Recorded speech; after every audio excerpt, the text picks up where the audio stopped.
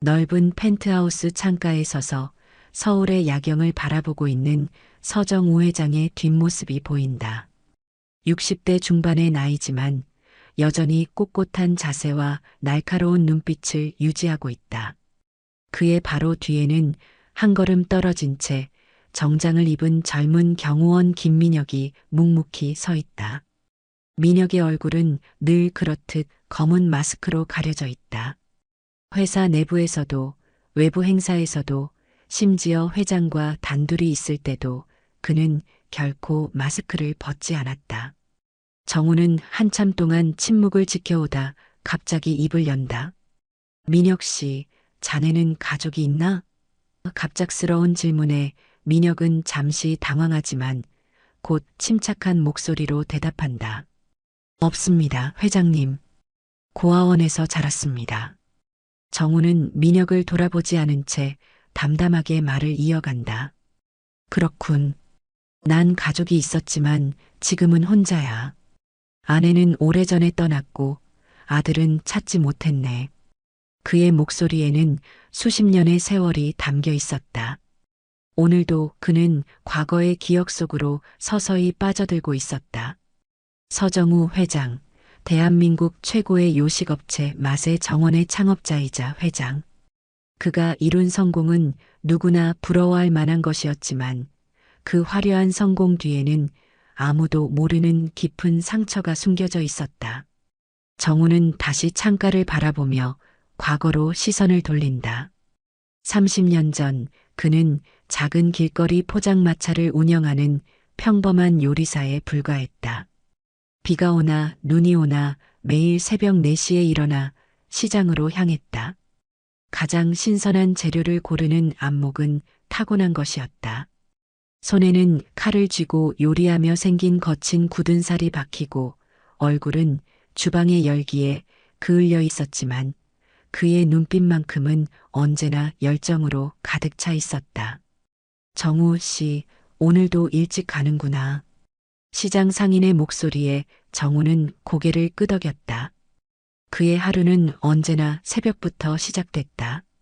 다른 상인들보다 항상 1시간 먼저 시장에 도착해 가장 좋은 재료를 고르고 새로운 요리법을 연구하려 노력했다.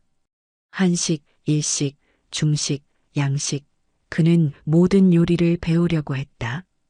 다른 요식업 종사자들은 퇴근 후 소주 한 잔으로 하루의 피로를 풀 때 정우는 요리책을 읽거나 야간 요리학교에 다니며 요리와 경영을 공부했다. 이 친구 대체 무슨 꿈을 꾸는 거야? 주변 상인들은 그런 정우를 이해하지 못했다. 그러던 어느 날 폭우가 쏟아지는 밤에 한 여성이 그의 포장마차를 찾아왔다. 흠뻑 젖은 채로 들어온 그녀는 조용히 라면 한 그릇을 주문했다.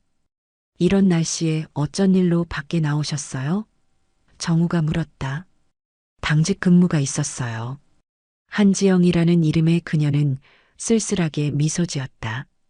하필 폭우가 쏟아져서 택시도 잡지 못했네요. 정우는 특별히 정성을 들인 라면 한 그릇을 내놓았다. 일반 라면과는 달랐다. 신선한 채소와 직접 만든 육수, 특제 소스가 어우러진 그만의 라면이었다. 이건 보통 라면이 아니네요. 지영은 한 입 먹자마자 놀란 표정을 지었다. 특별한 손님에게는 특별한 요리를 대접하고 싶어서요. 정우는 미소를 지었다. 그날 이후 지영은 종종 포장마차를 찾았다. 병원 간호사로 일하는 그녀는 야간 근무를 마치고 종종 정우의 포장마차에 들렀다. 왜 이런 작은 포장마차에서만 요리하세요? 당신 실력이면 큰 식당에서도 충분히 일할 수 있을 텐데. 지영이 어느 날 물었다. 정우는 잠시 생각에 잠기다 대답했다. 언젠가는 내 레스토랑을 갖고 싶어요. 단순히 배를 채우는 음식이 아니라 사람들에게 위로와 행복을 줄 수 있는 요리를 만들고 싶어요. 할 수 있을 거예요. 당신은 다른 사람들과 달라요. 그 열정이면 반드시 이룰 수 있어요. 지영의 격려는 그에게 더 큰 꿈을 꾸게 했다. 2년간의 연애 끝에 두 사람은 결혼했다. 결혼식은 소박했지만 그들의 마음만큼은 누구보다 풍요로웠다. 신혼집은 허름한 반지하 단칸방이었다. 비가 오면 물이 스며들고 겨울이면 벽에 성의가 맺혔지만 그들에게는 천국이나 다름없었다. 언젠가는 꼭 당신에게 멋진 집을 선물할게요. 정우의 약속에 지영은 웃으며 고개를 저었다. 집이 중요한 게 아니에요. 우리가 함께 있다는 게 중요하죠. 그렇게 두 사람은 서로를 의지하며 어려운 시간을 견뎌냈다. 정우는 낮에는 포장마차에서 일하고 밤에는 새로운 요리법과 메뉴를 개발하기 위해 노력했다. 지영은 병원에서 간호사로 일하며 가정을 꾸려나갔다. 때로는 지치고 힘들었지만 서로를 향한 믿음이 있었기에 모든 것을 이겨낼 수 있었다. 정우의 전환점은 결혼 5년 차에 찾아왔다. 당시 그는 이미 작은 식당으로 포장마차를 확장해 있었다. 정성과 맛을 인정받아 단골이 늘어나고 지역에서 소문이 난 것이다. 그러던 어느 날 한 유명 요리 평론가가 우연히 그의 식당을 방문했다. 이런 맛은 처음입니다. 전통 한식의 깊이와 현대적 감각이 절묘하게 어우러져 있군요. 그 평론가의 칼럼이 유명 잡지에 실리면서 정우의 식당은 하루아침에 전국적으로 알려졌다. 대기업 식품회사의 임원이 직접 그를 찾아왔다. 서 씨, 우리 회사에서 레스토랑 사업부를 맡아보지 않겠습니까? 당신의 재능이 더 큰 무대에서 빛날 수 있을 겁니다. 그렇게 정우는 작은 식당에서 대기업의 식품 사업부로 자리를 옮기게 되었다. 처음에는 낯설고 어색했지만 그의 요리 경험과 밤새 공부한 경영 지식은 큰 자산이 되었다. 특히 그는 음식의 맛과 품질을 고수하면서도 효율적인 운영 시스템을 구축하는 재능이 있었다. 직원들 중 누구보다 빠르게 일을 배우고 성과를 내기 시작했다. 그러던 중 회사에 큰 위기가 찾아왔다. 경쟁사의 공격적인 마케팅으로 매출이 급감하고 몇몇 지점에서 식중독 사고까지 발생한 것이다. 임원들이 모두 손을 놓고 있을 때 정우는 밤을 새워 모든 문제를 분석했다. 그리고 다음 날 아침 사장실 앞에서 기다렸다. 사장님, 해결책이 있습니다. 정우는 식재료 공급망 개선안과 위생관리 시스템, 그리고 새로운 메뉴 전략을 제시했다. 처음에는 반신반의하던 사장도 곧 그의 제안이 타당하다는 것을 인정했다. 결국 정우의 아이디어 덕분에 회사는 위기를 넘길 수 있었다. 자네 덕분에 회사가 살았네. 앞으로 자네에게 더 많은 책임을 맡기고 싶어. 그렇게 정우는 식품회사에서 빠르게 승진을 거듭했다. 그의 능력을 인정받아 결국 회사의 핵심 임원까지 오르게 되었다. 야간 대학에서 경영학을 전공하며 MBA 학위도 취득했다. 지영은 그런 남편을 누구보다 응원했다. 승진과 함께 두 사람의 형편도 빠르게 나아졌다. 정우는 반지하 단칸방에서 시작해 이제는 강남의 중형 아파트를 장만할 수 있게 되었다. 회사의 대출 지원과 그동안 모아온 저축으로 구입한 아파트였다. 지영은 새 아파트로 이사하던 날 감격에 눈물을 흘렸다. 정우 씨, 당신이 해냈어요. 정말 대단해요. 아니, 우리가 함께 해냈어. 이건 시작일 뿐이야. 그리고 마침내 그들에게 기다리던 소식이 찾아왔다. 지영이 임신한 것이다. 아이를 가진 지영은 그 어느 때보다 아름다웠다. 정우는 열심히 일하며 아내와 태어날 아이를 위해 더 나은 환경을 준비했다. 아파트의 한 방을 아기방으로 꾸미고 아기용품을 하나하나 챙기며 행복한 시간을 보냈다. 우리 아이는 아빠처럼 끈기 있고 엄마처럼 따뜻한 사람이 되겠죠. 지영은 배를 쓰다듬으며 말했다. 당연하지. 우리 아이는 세상에서 가장 행복한 아이가 될 거야. 1993년 봄, 그들의 아들 서준호가 태어났다. 정우는 아들을 품에 안는 순간 세상 모든 것을 가진 것 같은 기분이었다. 작고 여린 생명체는 그의 인생에 새로운 의미를 부여했다. 준호야, 아빠가 너를 위해 반드시 성공할게. 넌 절대 고생하지 않도록 해줄게. 아들이 태어난 후 정우는 더 큰 꿈을 꾸기 시작했다. 언젠가는 자신만의 레스토랑 체인을 세우고 싶다는 생각이 강해졌다. 현재 다니는 회사에서의 성공에 안주하지 않고 더 큰 도전을 하고 싶었다. 그러나 가족을 위한 안정적인 수입이 필요했기에 쉽게 결정을 내리지 못했다. 그렇게 3년이 흘렀다. 준호는 건강하게 자라 이제 말도 제법하고 뛰어다니는 활발한 아이가 되었다. 정우는 회사에서 중역진에 합류했지만 자신만의 길을 걷고 싶다는 열망이 점점 커졌다. 그동안 일하며 쌓아온 경험과 인맥, 그리고 비교적 안정된 재정 상태를 바탕으로 자신의 레스토랑 체인을 시작하기로 결단을 내렸다. 회사 이름은 맛의 정원. 다양한 맛의 즐거움을 제공하는 정원과 같은 곳을 만들겠다는 그의 의지가 담긴 이름이었다. 당신 정말 회사를 그만둘 거예요? 지영이 걱정스럽게 물었다. 응, 더 늦기 전에 도전해 봐야 할 것 같아. 회사를 다니다 보면 내 꿈을 위한 시간이 계속 미뤄질 것 같아서. 난 당신 결정을 믿어요. 하지만 처음부터 너무 무리하지 말아요. 준호도 있고. 정우는 아내의 손을 꼭 잡았다. 고마워. 당신이 있어서 용기를 낼 수 있어. 걱정 마, 준호를 위해서라도 반드시 성공할 거야. 맛의 정원의 시작은 작았다. 강남의 화려한 상권이 아닌 이태원의 작은 골목에서 출발했다. 직원도 단 6명, 정우의 오랜 요리 동료들이 그의 뜻을 믿고 함께한 것이다. 처음에는 한식을 현대적으로 재해석한 퓨전 레스토랑으로 시작했다. 정우는 이전 회사에서 쌓은 인맥을 활용해 하나둘 단골 고객을 확보하기 시작했다. 사장님, 이번에 유명 잡지사에서 취재 요청이 들어왔습니다.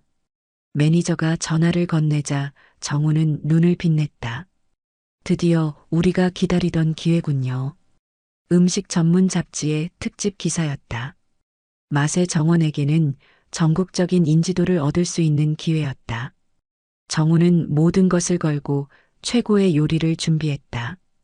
밤을 새워가며 완벽한 메뉴를 구성했고 최상의 재료만을 사용했다. 결과는 성공적이었다.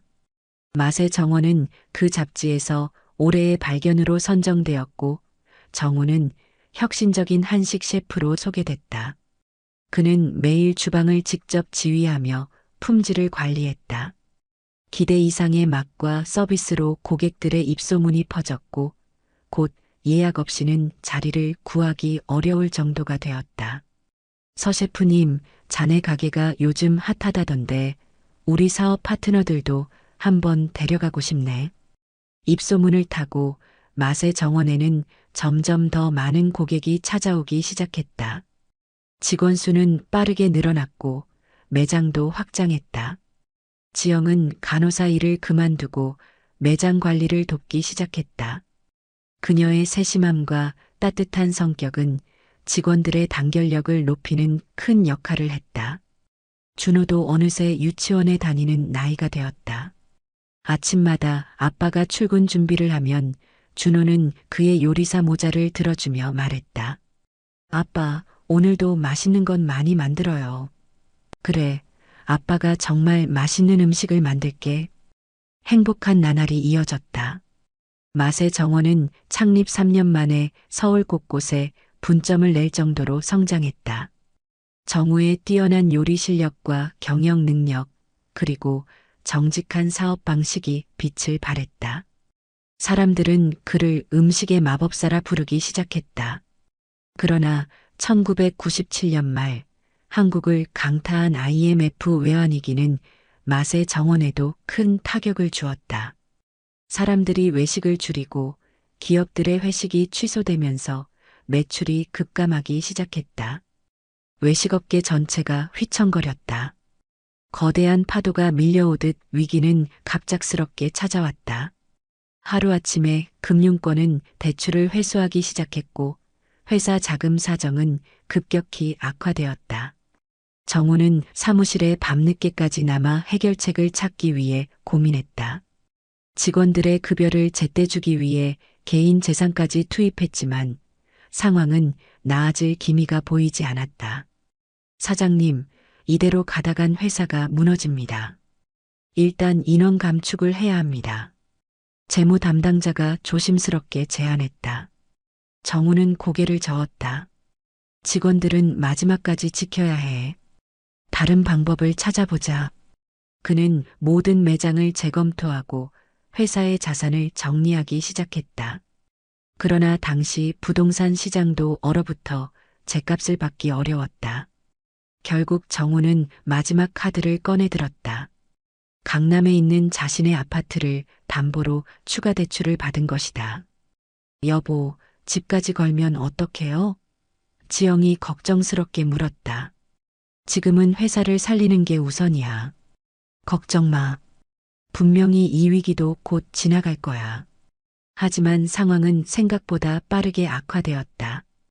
외식 산업 전체가 최악의 불황을 겪었고 몇몇 단골 기업들이 부도가 나면서 미수금이 발생했다. 그럼에도 정우는 포기하지 않았다. 어떻게든 회사와 직원들을 지키기 위해 발버둥쳤다.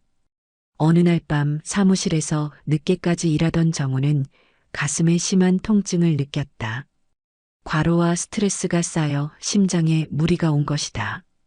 쓰러진 그를 발견한 당직 직원이 급히 병원으로 데려갔다. 당분간 절대 안정이 필요합니다. 이대로 가다간 더 큰 문제가 생길 수 있어요. 의사의 경고에도 정우는 오래 병원에 머물지 않았다. 회사가 위태로운데 여기서 누워 있을 순 없어. 그는 퇴원 수속을 밟았다. 집으로 돌아오는 길, 지영은 남편의 수척해진 모습을 보며 눈물을 참을 수 없었다.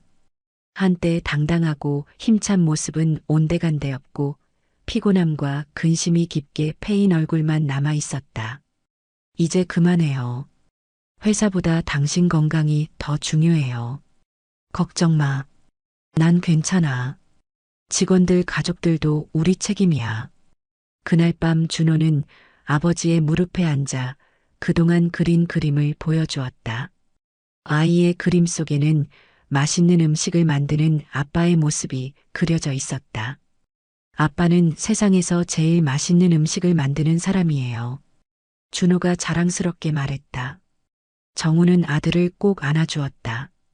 이 순간 그는 다시 한번 어떻게든 이 위기를 극복해야겠다고 다짐했다. 그러나 다음 날 아침 맛의 정원 사무실에 검은 양복을 입은 남자들이 찾아왔다. 그들은 사채업자들이었다. 은행 대출이 막히자 정우는 어쩔 수 없이 높은 이자의 사채를 썼고 이제 그 기한이 다가온 것이다. 서 사장님, 기한이 지났습니다. 이제 원금과 이자를 모두 갚으셔야 합니다. 조금만 더 시간을 주십시오. 곧 자금이 들어올 예정입니다. 미안합니다만 더 이상 기다릴 수 없습니다. 그날 이후 사채업자들의 방문은 계속되었다. 처음에는 정중한 독촉이 점차 그 어조와 방식이 위협적으로 변해갔다. 회사 전화는 끊임없이 울렸고 직원들은 불안에 떨기 시작했다. 그러던 어느 날 밤 맛의 정원 사무실 앞에 검은색 승용차가 서더니 3명의 남자가 내렸다. 그들은 사무실 유리문을 거칠게 두드렸다. 마침 늦게까지 일하던 정우가 문을 열었다. 서 사장, 인내심이 바닥났네. 이제 남은 방법은 하나뿐이야. 그들은 정우를 거칠게 밀치고 사무실 안으로 들어왔다. 사납게 돌아다니며 컴퓨터를 뒤집고 서류를 흐트러뜨렸다. 위협적인 분위기에 정우는 머리가 어지러워졌다. 이들이 진짜 위험한 사채업자들인 것을 실감하는 순간이었다. 돈이 없으면 다른 방법으로 받아야겠지. 들리는 소문에 서 사장 가족이 강남에 산다면서 그 말에 정우의 온몸에 전율이 흘렀다. 가족을 위협하는 말이었다. 가족은 건드리지 마시오. 내가 어떻게든 돈을 마련하겠습니다. 일주일. 딱 일주일만 더 기다려주지. 그때까지 안 되면. 남자는 말끝을 흐렸지만 그 뜻은 분명했다. 사무실에 혼자 남은 정우는 주저앉아 얼굴을 감쌌다. 이제 더 이상 방법이 없었다. 가족의 안전이 위협받는 상황에서 할 수 있는 선택은 하나뿐이었다. 그날 밤 그는 모든 것을 정리하기 시작했다.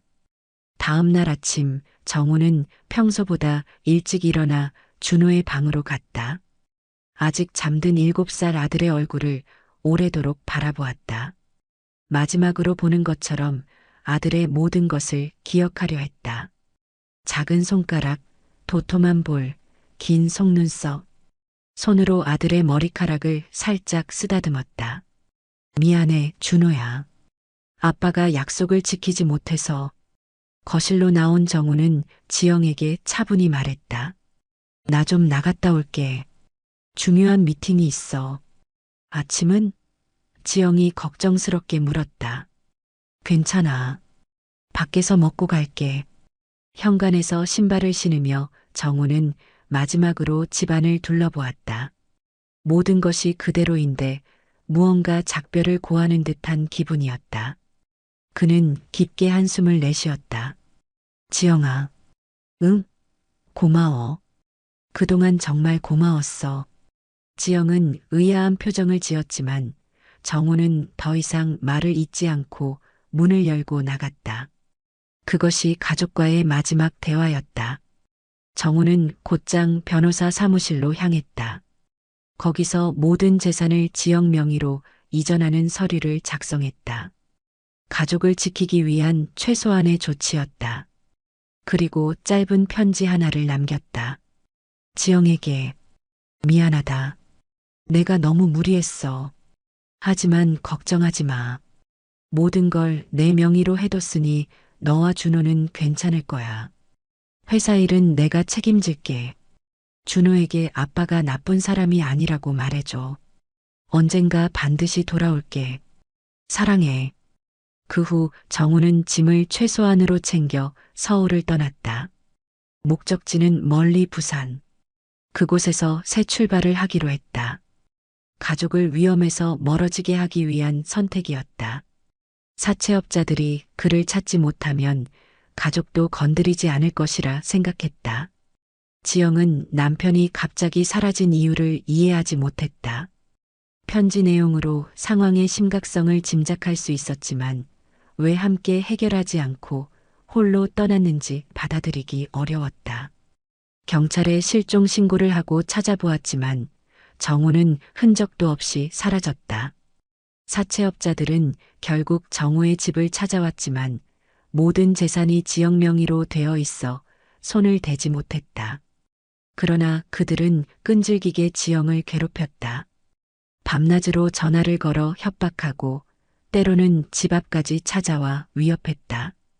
당신 남편이 어디 있는지 알려주면 좋을 텐데. 결국 지영은 끊임없는 협박과 위협 속에서 준호를 데리고 이사를 결정했다. 그녀는 친정 어머니가 계신 대구로 거처를 옮겼고 다시 간호사 일을 시작해 생계를 꾸려나갔다. 하지만 불행은 연달아 찾아왔다. 이사한 지 1년도 채 되지 않아 지영은 중병 진단을 받았다. 폐암 말기. 이미 몸 곳곳에 전이가 된 상태였다. 그녀는 준호의 미래를 걱정했다. 자신이 떠난 후 아이를 돌봐줄 사람이 필요했다. 하지만 친정 어머니도 이미 연로하셨고 남편은 종적을 감춘 상태였다. 지영은 마지막 선택을 해야 했다. 준호야, 엄마가 잠시 병원에 있어야 해. 이모 집에서 지내는 거 어떨까? 준호는 엄마와 떨어지기 싫었지만 지영의 상태는 점점 악화되었다. 결국 준호는 지영의 오랜 친구인 김이모 집에서 지내기로 했다. 그러나 몇 달 후 김이모 가족은 해외 이주를 결정했고 준호는 다시 불안정한 상황에 처했다. 생애 마지막 순간 지영은 아들을 위한 마지막 결정을 내렸다. 좋은 보육원을 찾아 준호를 맡기기로 한 것이다. 어쩌면 그곳에서 정우가 돌아와 아들을 찾을 수도 있을 거라는 희망을 가졌다. 준호야, 언젠가 아빠가 널 찾으러 올 거야. 그때까지 씩씩하게 지내야 해. 지영은 마지막 힘을 다해 아들에게 아버지의 사진과 함께 편지 한 장을 남겼다. 그리고 그해 겨울, 그녀는 눈을 감았다. 8살이 된 준호는 한별 보육원에 맡겨졌다. 처음에는 매일 밤 엄마를 그리워하며 울었지만 점차 보육원 생활에 적응해 갔다. 그는 자신의 상황을 이해할 나이가 아니었다. 다만 언젠가 부모님이 자신을 데리러 올 것이라는 희망을 품고 하루하루를 살아갔다. 한편 부산으로 간 정우는 처음부터 다시 시작했다. 이름을 김정환으로 바꾸고 작은 분식점에서 일하기 시작했다.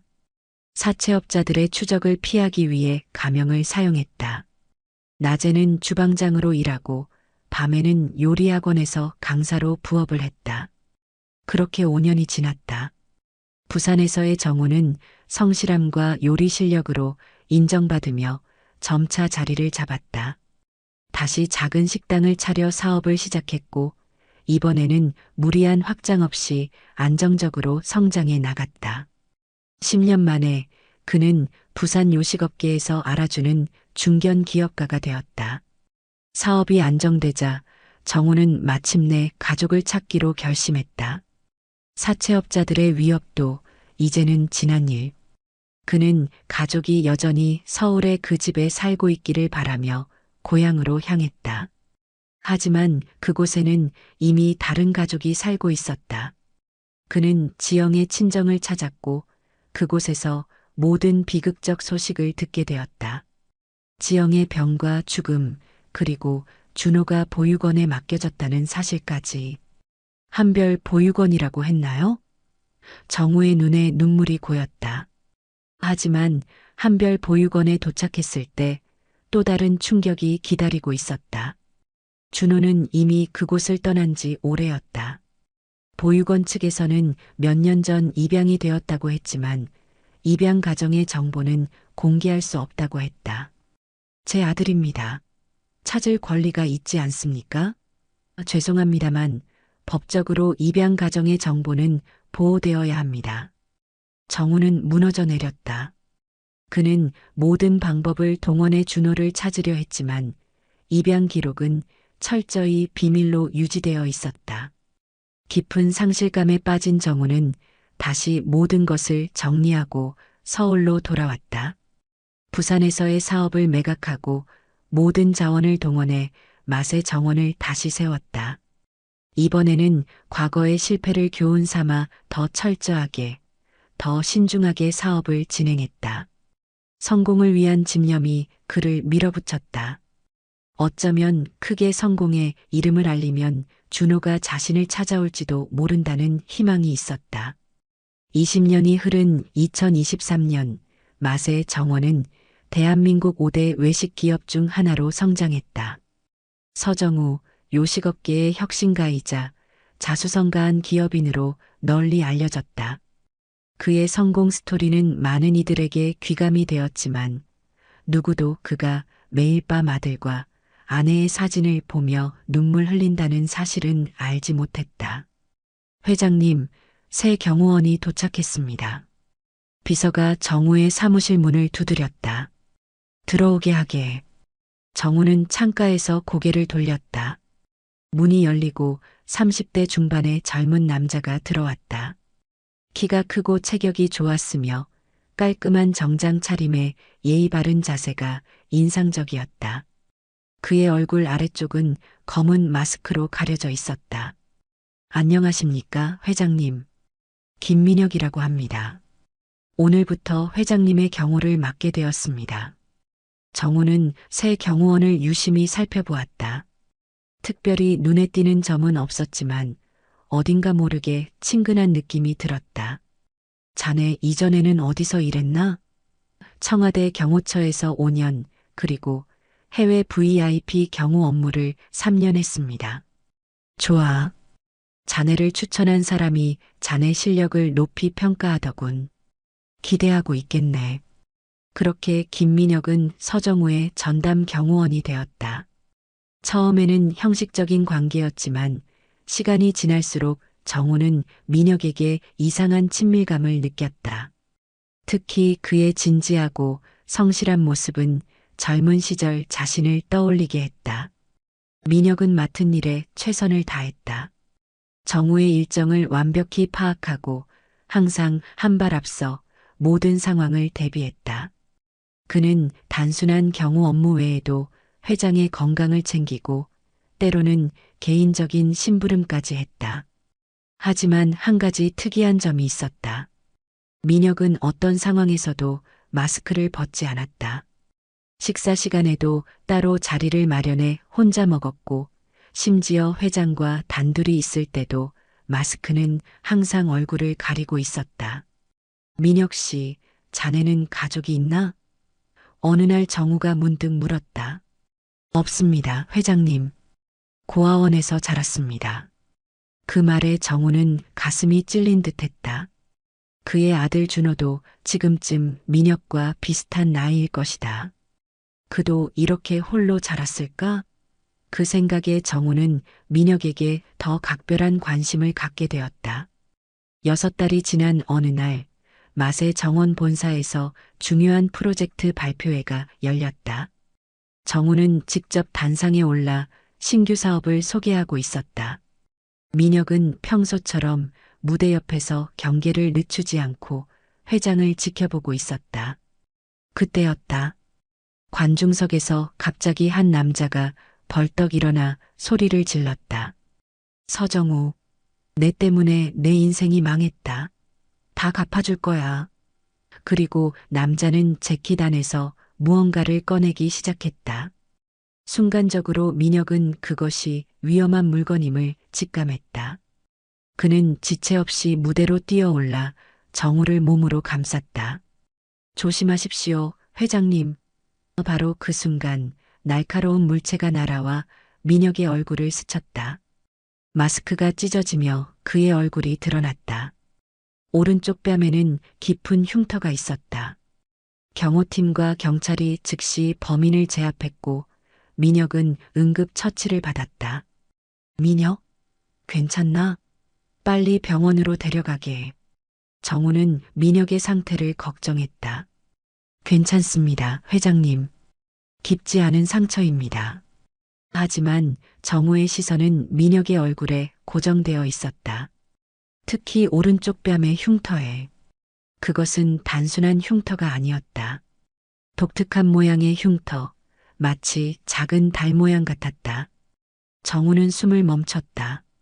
그 흉터는 어디선가 본 적이 있는 흉터였다.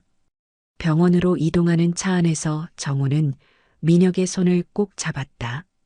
목숨을 걸고 자신을 지켜준 이 젊은이에게 말로 표현할 수 없는 고마움을 느꼈다. 그러나 그의 마음은 혼란스러웠다. 그 흉터가 의미하는 바가 너무나 큰 것 같았다. 병원에 도착한 후 의사는 민혁의 상처를 살폈다. 다행히 크게 다치지 않았습니다. 하지만 이 오래된 흉터는 민혁은 부끄러운 듯 고개를 돌렸다. 어릴 때 생긴 상처입니다. 응급처치 후 민혁은 병실로 옮겨졌고 정우는 그의 곁을 지키며 밤을 샜다. 왜 그렇게 위험을 무릅쓰고 나를 지켰나?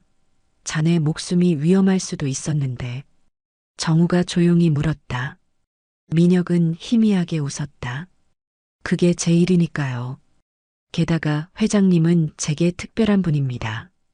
특별하다고? 무슨 뜻인가? 정우는 의아했다. 민혁은 잠시 망설이더니 입을 열었다. 제가 고아원에서 자랐다고 말씀드렸죠. 사실 맛의 정원이 후원하는 장학 프로그램 덕분에 제가 공부를 계속할 수 있었습니다. 그 은혜를 갚고 싶었습니다. 정우는 놀랐다. 그는 아들을 찾는 과정에서 여러 보육원을 후원해 왔지만 민혁이 그 중 한 명이었다는 사실은 몰랐다. 운명의 장난처럼 느껴졌다. 병원에서 민혁의 병실을 나서는 순간 정우는 생각에 잠겼다. 뭔가 이상한 점이 있었다. 민혁의 오른쪽 뺨에 있는 그달 모양 흉터. 그것은 너무나 특별한 모양이었다. 준호의 오른쪽 뺨에도 똑같은 흉터가 있었다. 5살 때 뜨거운 프라이팬에 데어서 생긴 흉터였다. 마치 초승달처럼 생긴 그 흉터는 정우와 지영이 하늘의 달이라고 부르며 아들을 더 사랑스럽게 여겼던 특별한 표식이었다. 말도 안 돼. 정우는 중얼거렸다. 하지만 그 생각은 쉽게 지워지지 않았다. 다음 날 정우는 민혁의 개인 기록을 조사하기 시작했다. 나이는 30세. 준호와 같은 또래였다. 한별 보육원에서 자랐다는 기록도 있었지만 8살 때 입양되었다가 15살에 다시 보육원으로 돌아온 것으로 나타났다. 정우의 심장이 빠르게 뛰기 시작했다. 한별 보육원. 지영이 준호를 맡겼던 바로 그 보육원이었다. 정우의 손이 떨렸다. 이제 그는 확신이 필요했다. 무언가 결정적인 증거가 있어야 했다.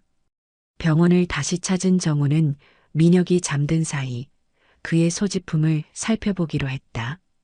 용서를 빌며 그의 지갑을 열었을 때 그곳에는 오래된 사진 한 장이 들어 있었다. 어린 시절의 민혁과 한 여성의 사진. 정우는 숨을 멈췄다. 사진 속 여성은 분명 지영이었다. 준호야. 정우의 눈에서 눈물이 흘러내렸다. 그때 민혁이 눈을 떴다. 회장님? 무슨 일이세요? 정우는 떨리는 손으로 사진을 들어 보였다. 이 사진, 자네 어머니신가? 민혁의 눈이 커졌다. 네, 어머니 사진입니다. 어떻게 아셨죠? 원래 이름이, 입양 전 자네 이름이 뭐지? 정우가 떨리는 목소리로 물었다. 서준호였습니다. 민혁은 놀란 표정으로 물었다. 하지만 어떻게 아셨습니까? 정우는 더 이상 감정을 억누를 수 없었다. 그는 소리내어 울기 시작했다. 준호야. 정말 내가 준호구나. 혼란스러운 표정이었다. 회장님 무슨 말씀이신지. 정우는 주머니에서 자신의 지갑을 꺼내 오래 간직해온 사진 한 장을 꺼냈다. 그것은 젊은 시절의 정우와 지영, 그리고 아기였던 준호가 함께 찍은 가족 사진이었다. 난 내 아버지다, 준호야. 민혁은 말없이 사진을 바라보았다. 그의 손이 미세하게 떨리기 시작했다. 저는 어머니가 돌아가시기 전에 편지와 사진을 받았습니다. 어머니는 아버지가 사업 실패로 우리를 두고 떠나셨다고 하셨어요. 그 후 저는 김 씨 가정에 입양되었다가 양부모님이 해외로 이주하면서 다시 보육원으로 돌아왔습니다. 그건 사실이 아니야. 정우의 목소리가 떨렸다. 내가 떠난 건 너희를 지키기 위해서였어. 사채업자들이 너희를 위협했어. 내가 사라지면 너희는 안전할 거라 생각했지. 민혁의 얼굴에는 복잡한 감정이 교차했다. 30년 넘게 자신이 알고 있던 진실이 뒤집히는 순간이었다. 그는 사진을 내려놓고 가만히 침대에 앉았다. 증명할 수 있습니까? 정말 제 아버지라는 걸요? 정우는 목소리를 가다듬었다. 내 오른쪽 뺨의 흉터는 5살 때 주방에서 뜨거운 프라이팬에 데어서 생긴 거야. 엄마랑 나는 그 흉터를 하늘의 달이라고 불렀지. 내가 울자 엄마가 우리 준호 뺨에 예쁜 달이 생겼네라고 달래줬던 거 기억나? 민혁의 눈에 눈물이 고였다. 그가 무의식적으로 오른쪽 뺨의 흉터를 만졌다. 그리고 내 허벅지 아래쪽에는 작은 점 3개가 있을 거야. 마치 삼각형 모양처럼. 태어날 때부터 있었지. 민혁의 눈이 커졌다. 그것은 아무도 모르는 그의 신체적 특징이었다. 왜 돌아오지 않으셨어요? 엄마가 돌아가실 때까지, 제가 혼자일 때까지. 정우는 고개를 숙였다. 찾았어. 정말 찾았단다. 사업이 안정되자 서울로 돌아와 너희를 찾았지만 지영은 이미, 그리고 너는 입양됐다고 보육원에서 입양 정보를 공개할 수 없다고 했어. 그래서 내가 할 수 있는 건 최대한 많은 보육원을 후원하면서 너의 소식을 기다리는 것뿐이었어. 민혁은 오랫동안 침묵했다. 머릿속에서는 어린 시절의 기억들이 파편처럼 떠올랐다. 아직 어렸을 때 희미하게 기억나는 아버지의 얼굴, 엄마가 자주 보여주던 가족 사진, 그리고 보육원에서 외롭게 보낸 시간들. 왜 이제서야 말씀하시는 겁니까? 제가 입사한 지 벌써 6개월이 지났는데요. 확신이 없었어. 내가 정말 내 아들 준호인지. 수많은 젊은이들을 후원했고 내가 그중 하나일 수도 있다고 생각했지. 하지만 어제 내가 나를 위해 목숨을 걸었을 때 그 흉터를 보고 그때 확신이 들었단다. 병실은 다시 침묵에 잠겼다. 30년의 세월이 만든 간극은 쉽게 메워지지 않을 만큼 깊었다. 마침내 민혁이 입을 열었다. 어릴 때 저는 매일 밤 아버지가 돌아오길 기도했어요. 엄마는 항상 아빠는 곧 돌아올 거야라고 말씀하셨거든요. 그런데 시간이 지날수록 그 말을 믿기 어려워졌죠. 정우의 눈에서 눈물이 흘러내렸다. 김씨 가족이 저를 데려갔을 때도 저는 언젠가 진짜 아버지가 나타나실 거라고 생각했어요. 하지만 결국 저는 그 기대를 접었습니다. 민혁은 깊게 숨을 내쉬었다. 지금은 어떻게 해야 할지 모르겠습니다. 갑자기 모든 것이. 정우는 조심스럽게 민혁의 손을 잡았다. 처음에는 민혁이 경직되었지만 이내 그대로 두었다. 서두르지 않아도 돼. 시간이 필요하다면 얼마든지 줄게. 다만 이제는 내가 내 아버지라는 걸 알아. 그리고 그동안 못해준 것들, 지켜주지 못한 것들을 많이 해주고 싶어. 민혁은 천천히 고개를 들어 정우의 눈을 마주 보았다. 그의 눈에는 아직 의심과 혼란이 있었지만 또한 오랫동안 갈구해 온 어떤 감정도 스며 있었다. 시간이 필요합니다. 그래, 준호야. 아니, 민혁아. 내가 원하는 만큼 시간을 가져도 돼. 그날 이후 두 사람의 관계는 미묘하게 변화했다. 민혁은 여전히 정우의 경호원으로 근무했지만 점차 업무 외적인 대화도 나누기 시작했다. 정우는 민혁에게 과거 이야기를 들려주었고 지영과 행복했던 시간들, 준호가 태어났을 때의 기쁨, 그리고 모든 것을 잃고 홀로 싸워온 지난 30년의 시간들을 공유했다. 민혁은 정우의 이야기를 들으며 조금씩 마음의 벽을 허물어 갔다. 한동안은 회장님이라고 부르던 그가 어느 순간부터 아버님이라는 말을 조심스럽게 꺼내기 시작했다.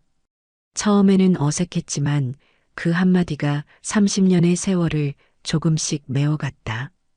퇴원 후 정우는 민혁에게 제안했다. 내 집에서 함께 살지 않을래? 물론 강요는 아니야. 민혁은 잠시 생각하더니 고개를 끄덕였다. 좋습니다. 경호원으로도 그 편이 효율적일 것 같습니다. 표면적으로는 실용적인 이유를 댔지만 사실 그도 아버지와 더 많은 시간을 보내고 싶었다. 정우의 대저택으로 이사한 민혁은 자신을 위해 특별히 준비된 방을 보고 감동했다. 그곳에는 어린 시절 그가 좋아했던 것들, 지영이 남긴 물건들, 그리고 가족 사진들이 가득했다. 이걸 다 어떻게 해? 30년 동안 내가 돌아올 날을 기다리며 모아둔 거야. 함께 생활하면서 두 사람은 서로에 대해 더 많은 것을 알아갔다. 민혁은 고아원에서 자란 후 군에 입대해 특수부대에서 복무했고 제대 후 경호 전문가의 길을 걸어왔다는 것을 정우에게 들려주었다. 그의 삶은 결코 쉽지 않았지만 그 과정에서 단단한 책임감과 의리를 갖게 되었다. 정우 역시 자신의 회사를 키워온 과정, 실패와 성공의 순간들, 그리고 준호를 찾기 위해 했던 모든 노력들을 이야기했다. 그는 민혁에게 자신의 회사를 물려줄 계획도 있음을 조심스럽게 내비쳤다. 난 그저 내가 내 아들이어서 기쁘단다. 회사 같은 건 내가 원치 않으면 신경 쓰지 않아도 돼. 아니요. 아버님께서 그토록 열심히 일구신 회사입니다. 제가 지켜드리고 싶습니다.